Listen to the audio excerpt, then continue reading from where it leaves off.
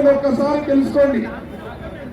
ఏదైనా ఒక్క అంశాన్ని భుజానెత్తుకున్నది అంటే ఆ అంశాన్ని పరిష్కారం చూపేంత వరకు కూడా టీఆర్యూ కంకణబద్ధులై ఉంటాయి.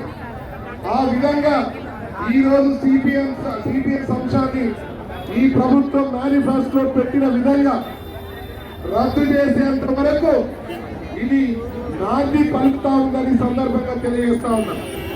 మరి అదేవిధంగా దేశ ప్రభుత్వానికి కూడా చెప్తా ఉన్నాం, మీరు ఏదైతే PFRDA చట్టం చేసిందో ఈ చట్టంలోని మార్పులు తీసుకురావడం కష్టమని చెప్పింది దేశ ప్రభుత్వం.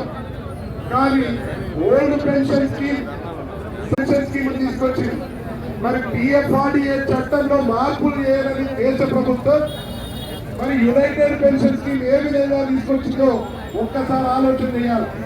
ఈ దేశ ప్రభుత్వం కూడా భయపెడతా ఉన్నాం.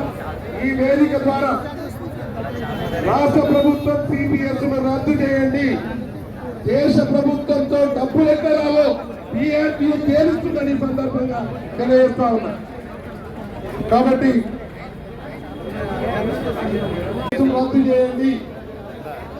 ఈ రోజు యావత్ తెలంగాణలో 3.5 లక్షల